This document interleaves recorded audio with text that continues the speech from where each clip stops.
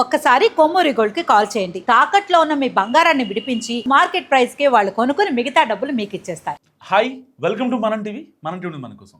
షాదీ ముబారక్, కళ్యాణ్ లక్ష్మి పథకాలపై Telangana high court stay విధించింది. Telangana high court మధ్యంతర ఉత్తర్వులు జారీ చేసింది. చట్టబద్ధత లేకుండా కేవలం జీవోల ద్వారా ఈ పథకాలను అమలు చేస్తున్నారంటూ దాఖలైన పిటిషన్పై హైకోర్టు విచారణ జరిపింది.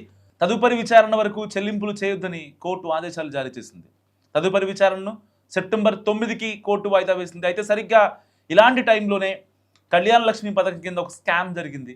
కళ్యాణ లక్ష్మి పథకం కోసం చనిపోయిన వ్యక్తికి ఏడాది తర్వాత పెళ్లి జరిపించి నకిలీ పత్రాలతో ప్రభుత్వ సొమ్మును దోచుకున్న వైనం భద్రాద్రి జిల్లాలో కలకలం రేపింది. భద్రాద్రి కొత్తగూడెం జిల్లా మణుగూరు మున్సిపాలిటీ పరిధిలోని శివలింగాపురం గ్రామానికి చెందిన పట్నాల సాయి కుమార్ 2019లోనే ఇదునూరి సాయి ప్రసన్నను వివాహం చేసుకున్నాడు. వారికి ఒక అబ్బాయి కూడా ఉన్నాడు. అయితే ఆర్థిక ఇబ్బందుల కారణంగా సాయి కుమార్ 2023 సెప్టెంబర్ 19న ఆత్మహత్య చేసుకున్నాడు.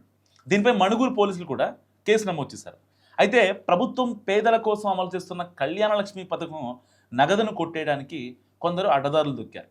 2023లో చనిపోయిన సాయి కుమార్ను ఏడాది తర్వాత బతికించి 2024 మే 20న సాయి ప్రసన్నతో మళ్లీ పెళ్లి జరిగినట్టు నకిలీ పత్రాలు క్రియేట్ చేశారు. బూర్గంపాడు సబ్ రిజిస్ట్రార్ ఆఫీస్ నిబంధనలను తొంగలో తొక్కి ఈ మ్యారేజ్ సర్టిఫికేట్ను ధృవీకరించడం నిజంగా గమనార్హం. అండ్ ఈ నకిలీ పత్రాలను ఎలాంటి పరిశీలన లేకుండానే రెవెన్యూ అధికారులు ఓకే చేయడంతో సాయి ప్రసన్న తల్లి సత్యవతి పేరిట కళ్యాణ లక్ష్మి చెక్ కూడా జారీ అయిపోయింది. ప్రభుత్వ నిబంధనల ప్రకారం పెళ్లి జంట పెద్దల సాక్షి సంతకాలు లేకుండానే ఈ సర్టిఫికేట్ ఎలా ఇచ్చారనేది ప్రశ్నార్థకరంగా మారింది.